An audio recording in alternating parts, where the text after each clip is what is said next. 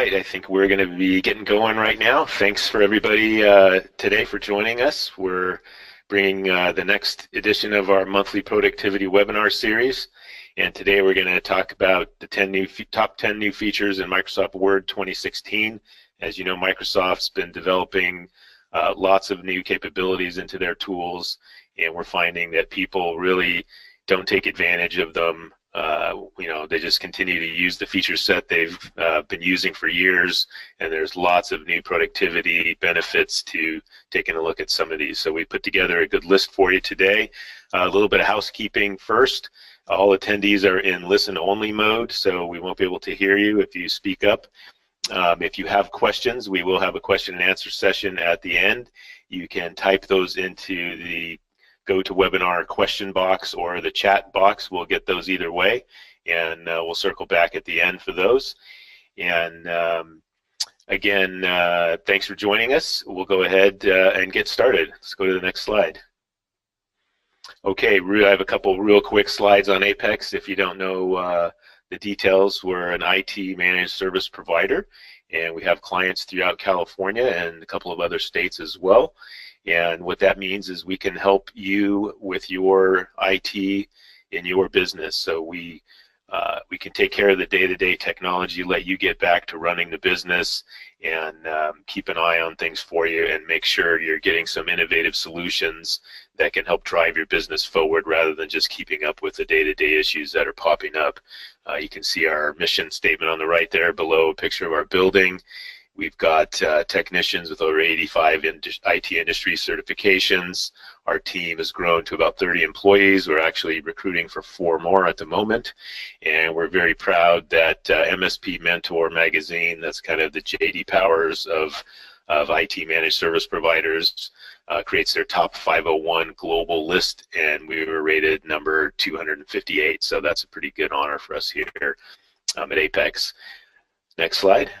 And these are the main areas that we can help out with. I mentioned managed services, and that's where we basically manage your technology on a day-to-day basis, make sure it stays up and running, runs effectively and efficiently, that we keep it secure with the ongoing security patching that's required to keep you protected from the latest cybersecurity threats, make sure your backups are happening, and make sure your staff stays productive.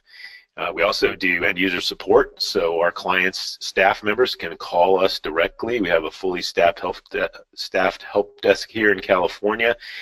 They stay in the office. They don't go out in the field, so we always have people to help even when we're busy on projects. And we encourage them to call us directly. And every ticket we have that we work on, we send out a survey to make sure we did a good job, and we keep a good pulse on that. We also can help out our clients with consulting or project services. So if there's some new technology, new software, an upgrade you need to do, we can definitely help out with that. A lot of upgrades from older versions of software and operating systems. We've got a lot of experience with that as well. We can also do IT assessments to let your organization know where you stand currently with your IT versus industry best practice. And then lots of organizations, as there makes sense to migrate to the cloud, some of their services, we have lots of experience with that and are very familiar with the different systems out there and when that actually makes sense, and will bring you some benefit, and when it makes sense to keep it in-house. So those are the core areas that we can help you out with, and you can see the contact information at the bottom of these slides. If you ever need any more information, feel free to reach out. Okay, next slide. So we're going to jump right into the topic for today on Microsoft Word. We're lucky to have with us today our presenter, Melanie Estevez, and she's going to work through those top 10 new features. And again, we'll take questions at the end. Go ahead and type them into the question box as they come up. All right, over to you, Melanie. Thanks very much. Hello, everybody, and thanks for joining us in this exciting webinar. Now, let's just start a little bit about the history of Word. Word has existed since 1981. There's a great image of the first time it actually was put out on the market. It was actually in 1983. So this software has actually existed for more than 25 years. Now, what's interesting, if you actually look at some screenshots of what Word looked like back in the 80s, it was definitely not as user-friendly as it is now. So they've definitely done lots of evolutions of the product over time. But it was interesting. Initially, it was really just thought of just as basically a notepad, a sort of advanced notepad for keeping notes and information, and it sort of evolved from there.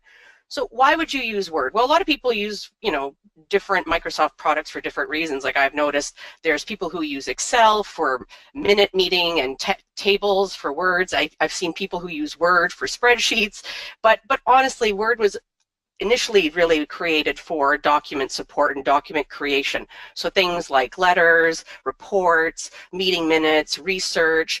To some degree, you can do brochures and more graphical stuff, but I would say that it's not its strength. It becomes a little bit more challenging to do more graphical stuff. I would recommend if you wanted to do something like a poster or flyer, it's usually easier to do it in Publisher or even PowerPoint, but it can also be done in Microsoft Word. And so it's definitely, I've noticed, especially this last two iterations in 2013 and 2016, that I see that Microsoft's definitely pushing their product and getting more features in there to help businesses. So business features like mail merging and connecting it with your email and stuff, and also adding a lot of features for students, for education. So stuff like research and citations and that kind of stuff. So let's jump into those types of features right now. So part of what happened in 2016 with this new version of Word was sort of an upgrade of they already started this a bit in 2013, but they kind of took it to the next level in this last iteration. So they kind of improved the navigation significantly. In the past, there were a lot of icons, so you had to actually hover over the icons to see what it was, and then you had to go down into all these tabs and files to find out sort of more advanced features. So they've created this new sort of, they call it ribbons and tab system. So along the top, you have basically these ribbons, and then you have a tab system. So as you click on each of the tabs, it will show you the ribbon below. What's also cool as well is across all of Microsoft products, they've created this quick access toolbar. Now what this is for is functions that you do on a regular basis. You can actually program them so that they're here at your fingertips very quickly. They have some preset ones like save and print, but you can actually go in there and customize it. Another cool feature that's across all of Microsoft products is tell me what you want to do. So this is sort of like a much friendlier version of help. In the past, you'd be able to click in and go to the help and then go into this, sort of online dictionary of stuff on how to run the program. But now it's kind of cool that you can actually just type in broad statements like print, convert to PDF. You can put in statements like that, and it will actually show you what they have on file in terms of helping you. And in some cases, if there's an actual task you want to do, like print, it'll bring you to that particular tab so that you don't have to go searching for it. So let's, as this webinar goes on, this is the type of format we're going to take. I'm going to sort of walk you through some of the features, and then we're going to jump over into Word itself so that I can show you it actually live happening. So as I just mentioned, we talked about here we have this ribbon along the top, and we have a tab feature, and each of these tabs have corresponding tasks below. And as I mentioned, above here is the quick access toolbar. You'll see there's some additional ones here that aren't part of the default, and that's because I've added them here because they're features that I use on a more regular basis. We also have the opportunity, we're going to talk later on how to share your document. I also want to talk about the fact that as part of this new approach or new navigation, they have this file tab. Now, unlike all the other tabs that open up various ribbons, the file tab opens this backstage area. And this area, basically you can save the document and make choices of where the document is saved. You can also make some choices in terms of your options of your actual Word document or Word how it functions. So you can go in and customize the ribbons, customize the toolbars. So there's lots of additional features here in this file area. You can also export and you can also save it to the cloud, and we'll talk about later why that's important, so that when you want to share it, that the document is in a place that two people can actually access. Another cool feature is because you'll possibly be dealing with people with different versions of Word, you have the option to kind of look through the document to check for compatibility. So are there things that you've kind of put in your document that maybe it might not work with older versions of Word? If that's the case, you can actually convert it to an older version so that if you're sending the document to someone, when they open it, it isn't all like messed up and the formatting is off type of thing. So overall, I'd say that definitely it's become much easier to kind of move around, I find, in Word. The one thing I have to say I don't like is that there is some duplication. So across Word, there are some places where you can right-click, and there's a bunch of features in this right-click menu that sometimes correspond with what's at the top, but sometimes they don't. So that's the part that I find a little bit tricky sometimes. From a learning perspective, there's a bit of a learning curve, is that sometimes these features are not exactly the same from the right-click versus the tab system. So sometimes, but like I said, if you just go here to the tell me what to do and you type in print, you can very quickly, easily find all the places. So I want to do tables. Great. Table of contents, add a table. So it's great that this tell me what to do feature has definitely made it just much faster. Instead of spending all this time clicking through all these ribbons and tabs trying to find it, you just type in what you want and then you'll get it.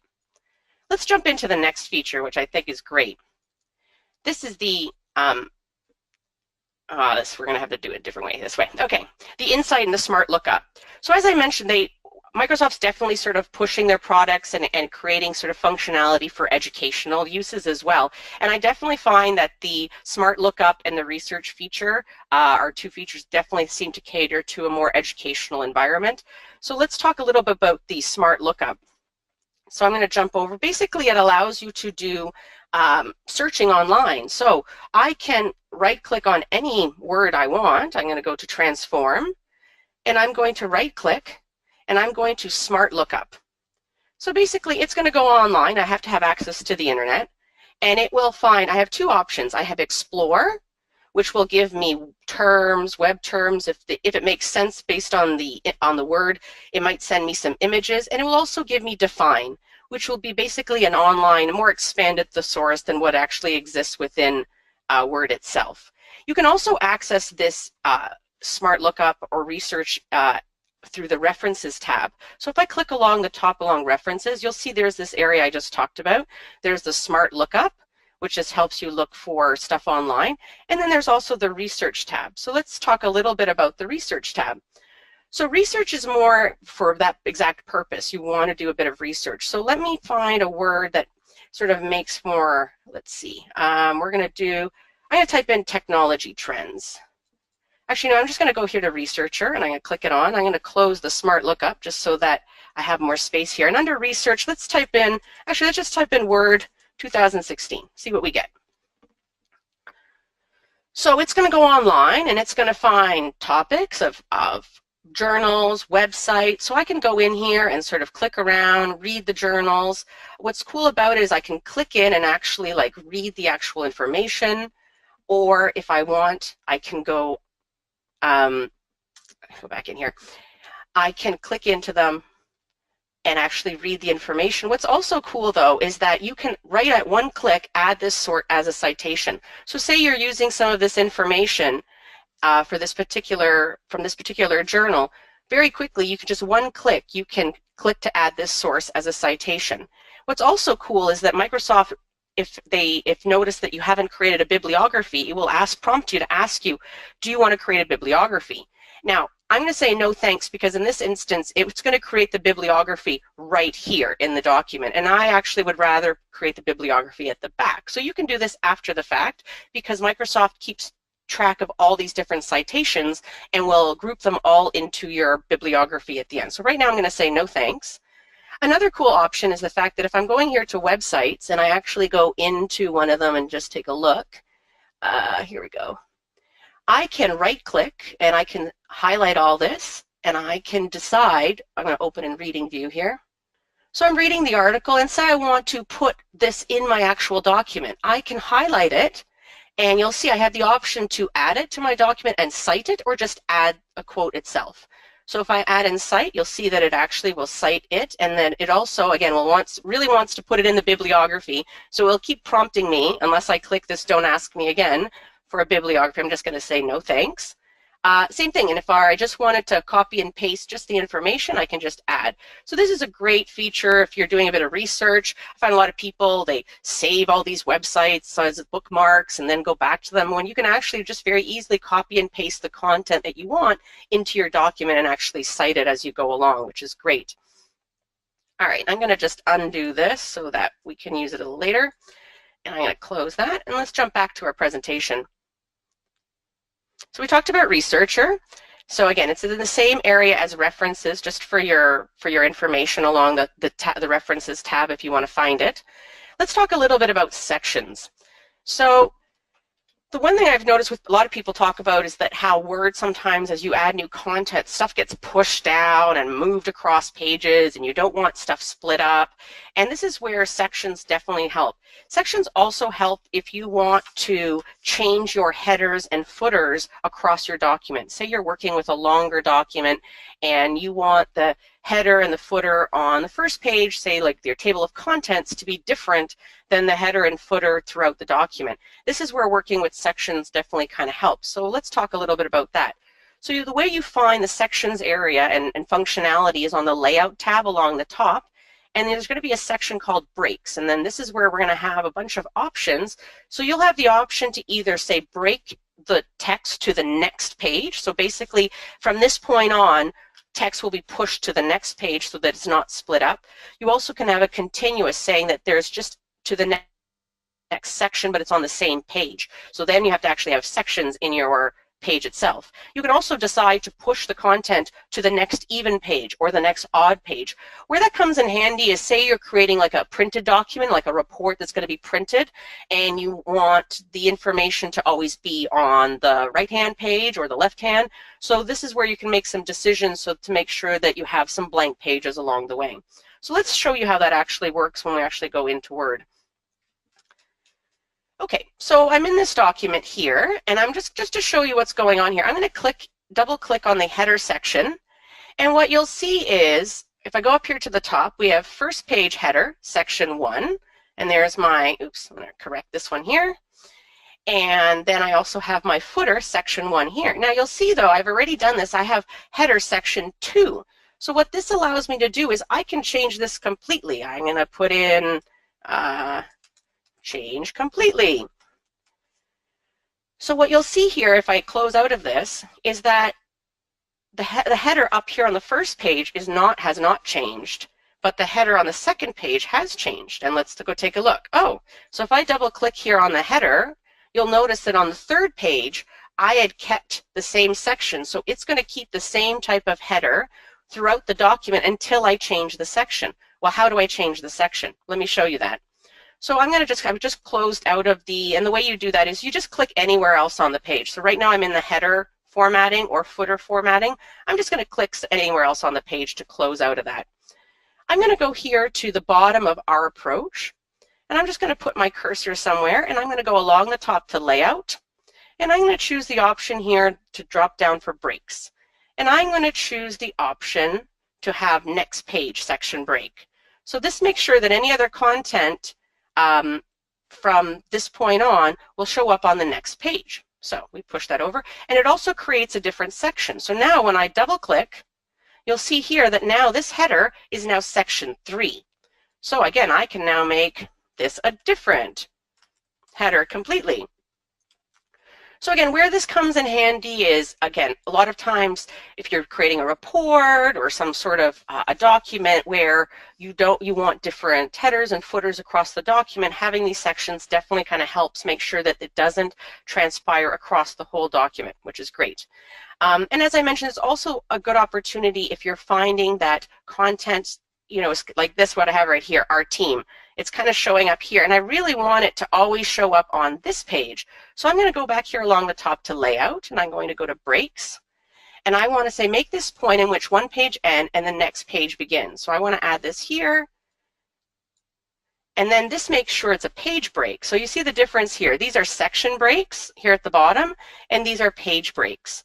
Both are very handy in terms of helping decide how your content flows across your document. What I have to say I don't like is the fact is you can't see it unless you actually click in to the header and footer. I kind of wish that there are some other sort of graphical programs that show you a view of like what's happening in the background in terms of the coding. I kind of wish that you were able to sort of see that you've put in these page breaks and that kind of thing. So that's my only counsel to Microsoft, that they could make this a bit better. All right, so we talked about sections. Now let's talk about quick parts, my favorite. Oh, this is such a great feature. Especially, you're working on whatever, especially letters, putting in your company address over and over and over again. Why type it over? Or you're going to another document and copying it and pasting it over, or you're saving a document, reusing it because you're like, oh, I don't want to have to retype it. Don't have to do that anymore. So I'm just going to go here to the back where I have some of our address information, and I'm just going to highlight it, and I'm going to go along the top to Insert tab, and then you're going to see we have the option under Insert to Quick Parts. So when I click on this drop down, you'll see I'll have an option. I have the option for auto text.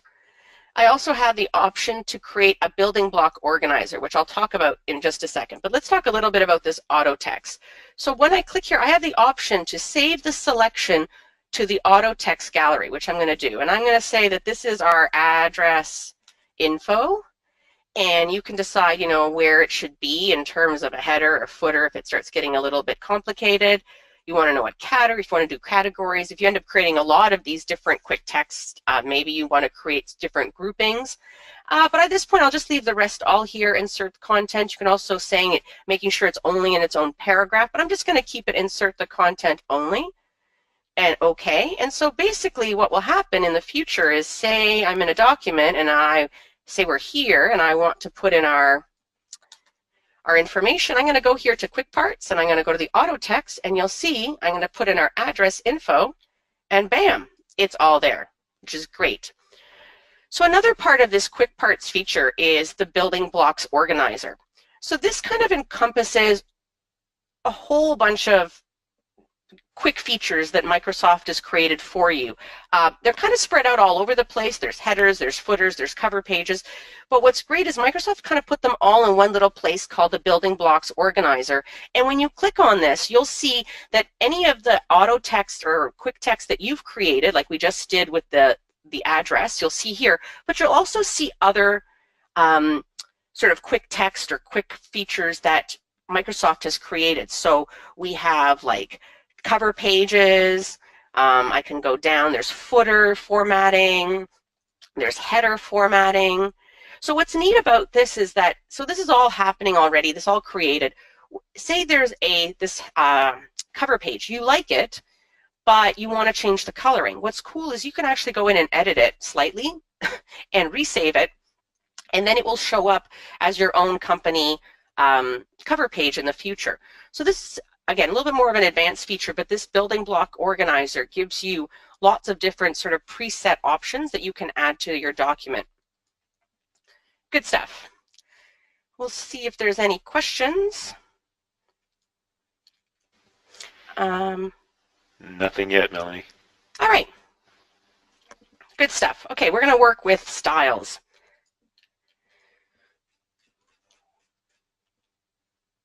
So when working with styles, sorry, I had a little coughing fit there. When working with styles, all we have to do is go along the top to the Home tab, and you'll see we have this sort of big section here of basically styles. When I click on this little drop down here to make it bigger, you'll see that I have actually a whole bunch of styles, and I can click in here and actually see the previews and edit them. But I'm going to actually just click in this one to see what's here. So basically styles are styles. They are sort of preset, either font formatting, color formatting, size formatting. And as you see here, Microsoft has created some of these format styles for you, but you can actually create your own or modify the ones that are there. So here's a great feature that I've shown a lot of people, and they're like, oh, I didn't know that. So right now we have this. This is my header or my front of my cover page. And right now, if you see, when I highlight it, it shows that it's using the title style already. Say I don't want it to be, I want it to be red. And say I want it to be a totally different font. You'll make it very dramatic like this. Okay.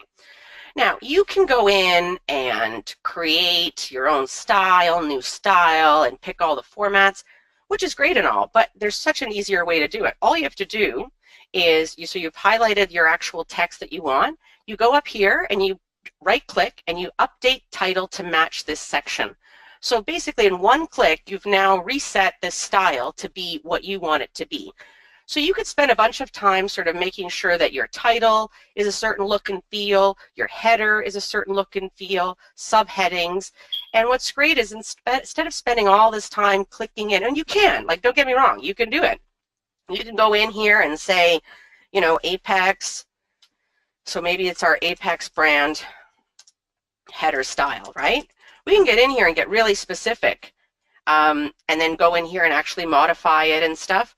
Oops, I'm going to stop back so we're not totally, but I do think that this, and again, that gives you the opportunity to add new ones. So say you want to keep the ones that are here, and you want to add new ones, but as I mentioned, just the very quick, easy right click and do the update header to match section is a much easier way to do that.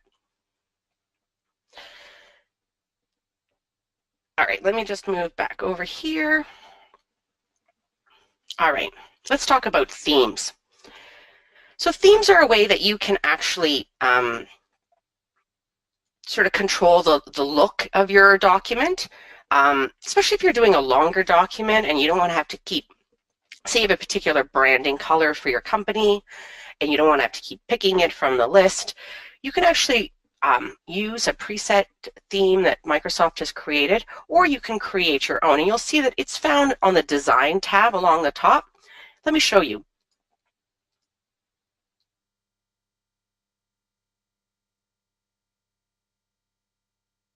So I'm going to go into my document here, and I'm going to go to the Design tab, as I mentioned. No, I'm not going to go to the Design tab. I'm going to go to this Design tab. There we go. I'm going to close this out. There we go. So what you'll see here is we have a drop-down menu for themes. We have custom, which are ones that I've basically gone in and altered, and that's why now they show up as custom. We also have these preset themes, and what it means by a theme is it's coloring. It's decisions made on the font for all the different styles, like the header, the subheadings, the paragraph, and also decisions about the colors of graphs, tables, the fonts themselves. So like I mentioned, you can go in here and you can pick one of these particular themes. But what I think is, again, another great feature is you can take one that's already created and start altering it. So say I've already picked one here, just to say I've decided to pick mesh. And then I'm going to go in here and I'm going to go to colors. And I'm going to customize my colors. So here you can actually make decisions. I want my text to be black. I want my accent colors to be blue. I want my second accent color to be a dark blue. So I can go in here and completely change all the colors. Here's another good feature. I know a lot of people ask the question of like, why are my hyperlinks always that like crazy bright blue? What if I want them to be red? What if I want them to be black? I don't want them to be colorful. It's here in the themes that you can actually make that decision and change it so hyperlinks are not blue or not black, or in this case, they are going to be black instead of yellow. And you can also make some decisions that if someone actually clicks on the hyperlink, does it change color or does it stay the same? So I'm going to save it, and it will make those changes throughout the document if applicable. You can also go in and make some decisions about the fonts. So what you'll see here is they've already customized what fonts should be used in this particular document, but I can go in here to customize, and here you can make some decisions. So I want the heading throughout my whole document to be this "I love thunder," very bold. And then I want all my body text to be, I don't know, something Arial, something really easy. There we go, Arial. And then I can also customize it and say this is Apex branding fonts, and save. And then it will go through and make those updates accordingly throughout your whole document. Now, once you've made those changes, then you can go over here to themes, and you can say save current theme.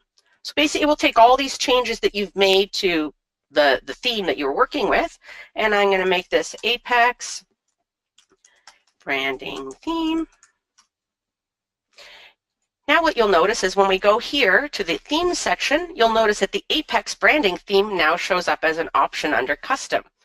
which is, like I said, great. You could add logos and colors and stuff. You could add a page color and borders. You could do lots of stuff to your actual template so that in the future you don't have to keep doing it over and over again. Okay, let's talk a little bit about Format Painter. And what's interesting is that when I first heard of this too, originally I thought it was just an expansion of Painter or some of the artistic features that Microsoft is trying to put into their various programs.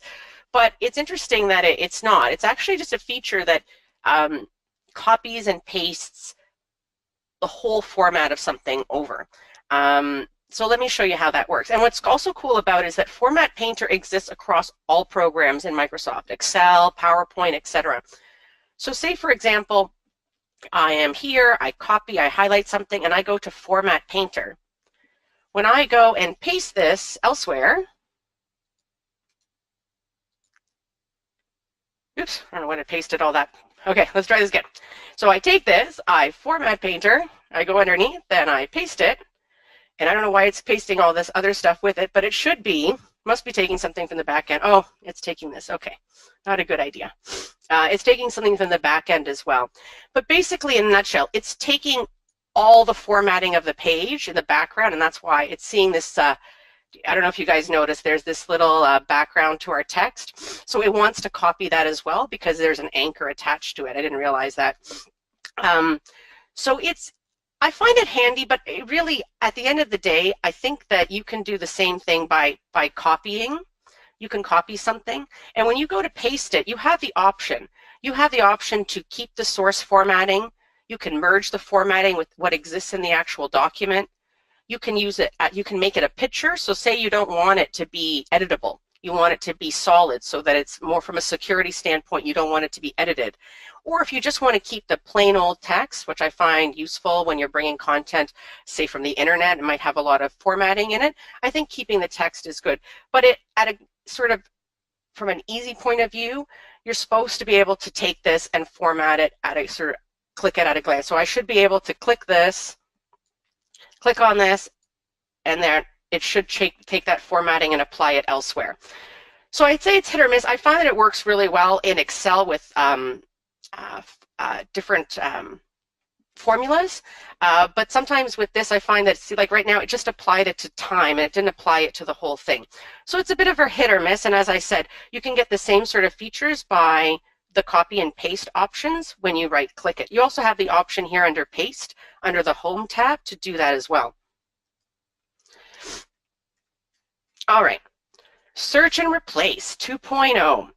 So this feature of searching for text and stuff has existed in Word forever, so as long as I can remember. But it's definitely taken it to a totally different level now. It's very exciting. So now you can not only just search, you know, in the past, say you had typed in someone's name and it needs to be someone else's name, you could say find Bob and replace with Mike. But now you can actually say, you know, find Bob that's bolded and underlined and replace it with Mike that's red and italicized. So let me show you how you can do that. So I'm going to go in here into somewhere in my document, and so say, for example, here I have some words that I've underlined throughout the document, but for our purposes, I don't want them to be underlined. We've made a decision as a team.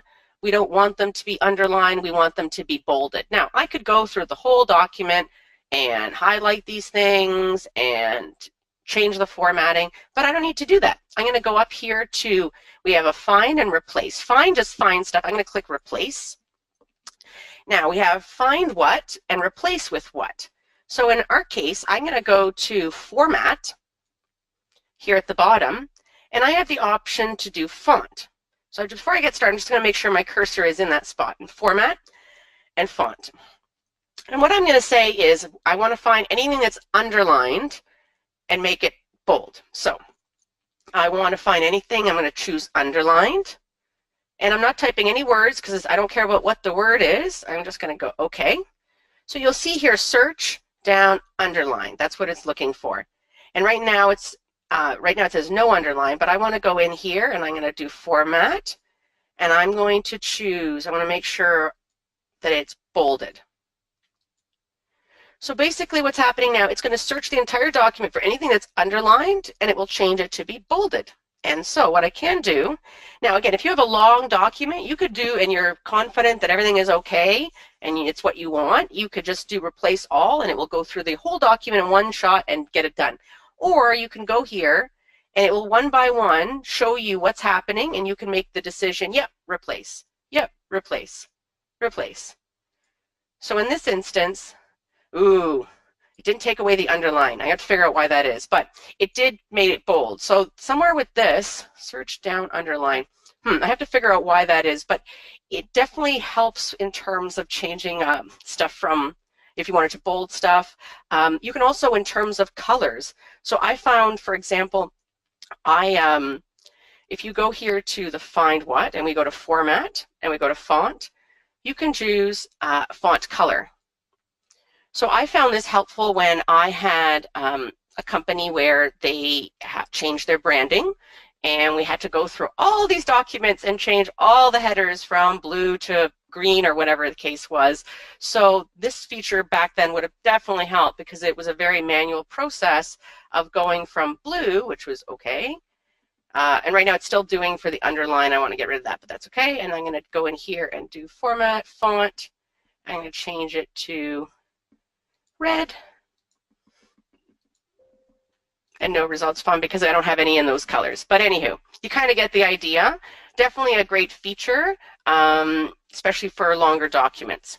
Let's move on to the next one. All right, autocorrect. I'm sure if you've used Word already, or at least in the last few versions, there have been some versions of autocorrect. What I like about it now is it's giving you a lot more options to control the autocorrect feature yourself in terms of what you want autocorrected. They've expanded it to be a lot smarter, and I like the fact that it gives you some options. You know, maybe I don't want it to correct every single time. We've all experienced this with our phones where it autocorrects the wrong thing.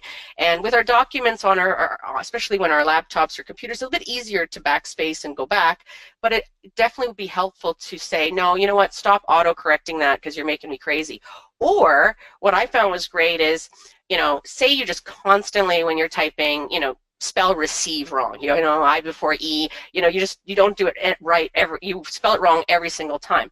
Words like that, you can actually set it in the autocorrect yourself so that anytime you type it, it's always autocorrected. So let's show you how that works. So in our document itself, I'm going to go in here, pick wherever, any kind of document here, and I'm going to right click. Now, it's not like I'm going to spell something wrong, actually. Let's just spell something wrong. Okay.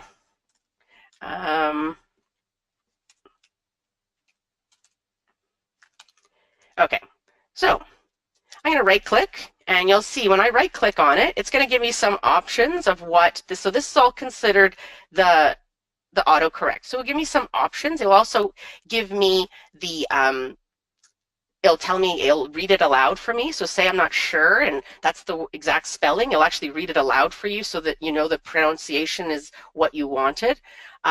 You can also, you know, there's different options here in terms of spelling, and you can decide which one you want. But what I like is the fact that you can right here add to autocorrect. So say it's a word that you're just constantly making the mistake, you in one click can quickly add it to your autocorrect. You can also, from this feature, go in here to your autocorrect options. Now, just to let you know, there is another way to get, now this is the part of, again, Word, two different ways of getting to the same place.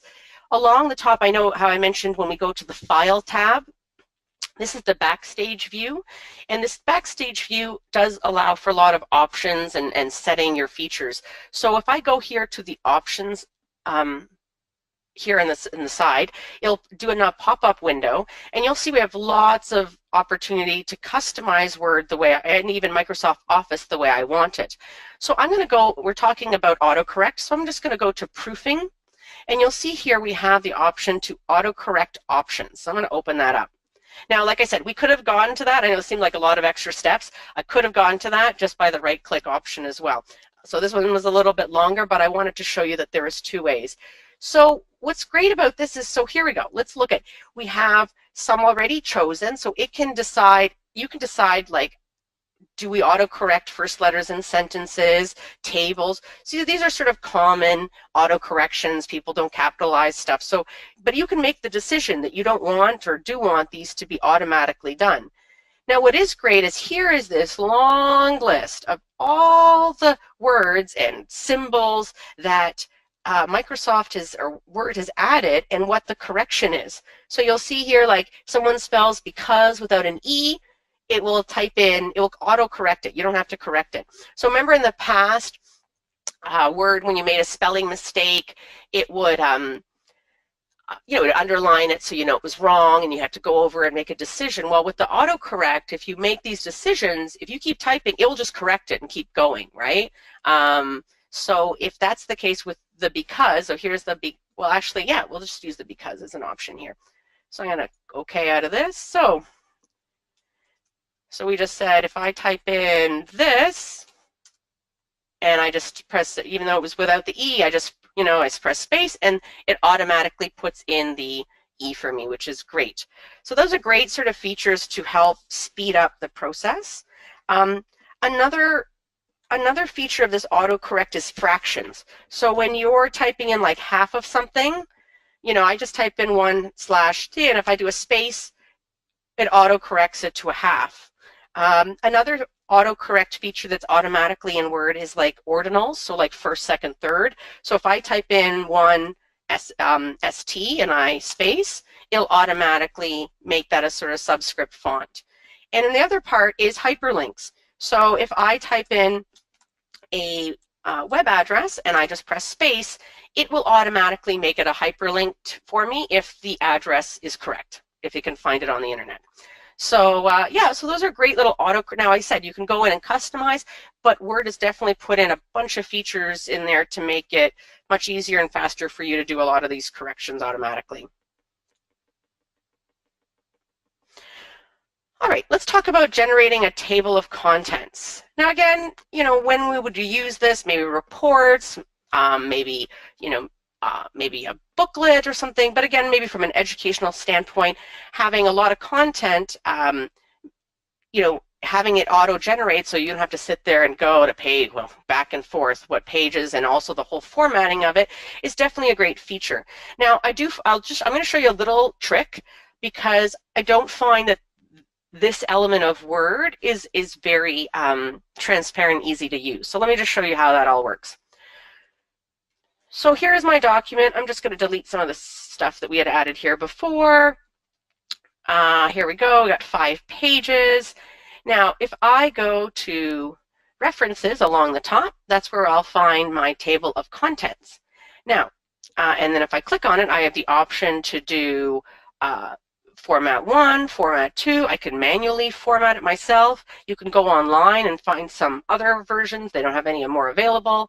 Or you can customize and create your own. But for the sake of our webinar, I'm just going to create one that's already, that they have formatted. Now, I'm going to put my cursor where I want the table of contents to appear, and hopefully it will push all this content down, and we'll deal with that afterwards. So I'm just going to go here to the table of contents, and I'm going to click this first one. Now, let me just explain something. If you have not set these headings as headings in your style guide, they will not show up in your table of contents. So let me explain again. When we talked about styles here at the top, here's the styles and here's a heading. Heading 1, heading 2, and then there's subheadings, subtitles.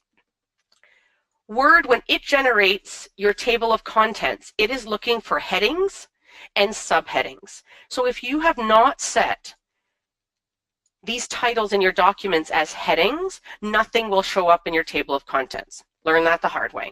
So let me just show you how that works. So I'm just for verification, I'm going to go here and highlight this, and I'm going to make sure that this is set up as heading 1, as a heading. I'm going to go here and I'm going to make sure that this is a heading. And I'm going to make sure that this services, I want it to show up in the table of contents, but I want it to be a subheading. So I'm going to put it here as heading 2. I could also put it as a subtitle. All right, and then I'm going to make this one a heading and this one a heading, and it was set. All right. So back up to the top where I said I wanted to put my table of contents. I'm just going to put my cursor here. I'm going to go along the top to references. I'm going to click on the drop down here for table of contents, and I'm going to click contents. And then here we go. So it's right here. I might want to change this to be table of contents. And I also might want to do a page break, as we talked about, because I want it to go to another page, and I want this to be its own page. So what I can do, you'll see here that I can make updates. So if we added a new page, you could go here to update the table, and it will go in and look through the document and add the appropriate pages as necessary. Or if I go here and create this, as we talked this one about style, and we make this a heading 2, and I go back here to my, oops, up to the top here. Oh, come on. I'm going to update table. So we want to, where it is updating the table of contents, selects one of the following, update the page numbers only or the entire table, yes. And then you'll see that because I've set the services now as a secondary heading, it now shows up as a sub version of the table of contents. So again, I wouldn't say it was the easiest thing to use, but once you kind of get the hang of it, the table of contents auto format is definitely much easier than creating it yourself, for sure. All right, let's move on to great feature. So this is definitely one of the newer ones that have come with Microsoft Office 2016, all of them, the ability to sort of share documents with people and also edit documents real time. So I'm going to actually have a document here that I have shared with George previously. And so the way we get there is, so let me just close out of this so you can see how we can, we're already sharing it, but I'm going to just go here to my other document so you can see where we get to that point. So if I go here to the file and I go to share, before you can share anything with anybody, it needs to exist on the cloud. It cannot exist on your computer. It must exist on the cloud because it needs to be in a place where everybody can access it. So that's the first step before any sharing of any documents is you must, and that's the great thing about Microsoft Office 365 is it now comes with your own cloud, OneDrive, with basically you can upload lots of documents into the cloud and share it with other people. So that has to happen first. And then once the document is saved in that location, then you have the ability to share it with other people, which we just talked about. So here, when I have, now that this document exists on the cloud, I can type in people's addresses, email addresses, whatever they are, and if they exist in a global address book, if you're part of a network, you could go and just choose them from your global address book just for speed and continuity. So let me jump over to the one that I actually shared with George previously.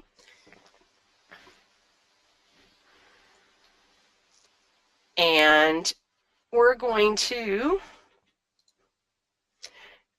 connect up. Okay, here we go. So what we're going to ask, oh, George is already doing stuff. So if you keep your eyes on the screen, what you'll see is you'll see his face up here. So I know he's sharing live edit. So I know he's in the document. And before he actually starts doing stuff, I usually would get a prompt saying, George is in the document making changes. Do I want to see it live? So, or do I just want to see it after the fact? So I'm just going to ask George, hey, if you don't mind changing the top 12 new features back to 10, please. Great. So you see this is all happening live. Like, so George and I are in totally different locations and we're working on this document together live. So this is definitely, just think of it, you could be working on a report, you could be working on, and this goes across all Microsoft products. You could work on a spreadsheet, and great, you could be typing this, even meeting minutes. Why not share the meeting minutes and have multiple people contributing instead of just one? And then again, it's saved to the cloud, and then you can share it with everybody. So definitely a great, great feature. Yeah, that works well. We've done this a lot with technicians at client sites. We'll have 2 or 3 working on the same document or network diagram, and works really well. You can see who's making the changes, and everybody stays on the same page. Great, for sure.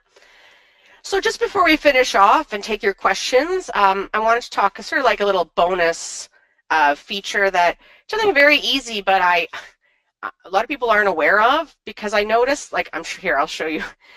Everybody has had this experience where people they use Word to create a form. You know, everyone uses Word to create a form, and they do this. They do name, and then people do this, and they create this line, and then they do address, whatever it is. You know what I'm talking about, right?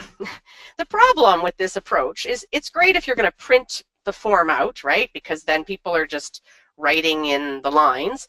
But if I'm actually going to, if you're going to send this document to somebody and you want me to type on the lines, look what happens. Oh, no, right? It moves the line over. So the way we get around this, it's actually it's a little bit of autocorrect. If you just type in 3 dashes and then press enter, you see this little button comes up, this autocorrect. This is part of Word's autocorrect, is it generates lines. So see, I created a line there, and I could do another 3 dashes, and again, enter. 3 dashes, enter. Now what's great about these lines is I can type on them. Yay! So definitely, definitely a great feature, and hopefully it will avoid that line that people put in their forms that I always have to delete and deal with. So that's my little tip. I hope you found that helpful. I think we've covered all of those, and I do want to mention this is being recorded, so we will post it to our website and YouTube page if you want to go back and review any of these features or share it with others in your organization. That will be very easy to do. And we will, as I mentioned, this will be a continuing monthly series. And let's go down to that last slide there where we talk about the next one coming up. Unless anybody else had any other questions, we will have the next webinar. It will be on PowerPoint. Take your PowerPoint presentation to the next level. So if you are using PowerPoint and want to get some more out of it, or you have a sales team or marketing team that is creating PowerPoint presentations, this would be a great one to get them involved with. They'll definitely pick up some great tips, and that will be on December 21st, same time, 10 o'clock Pacific. And these webinar series will always be the third Thursday of each month.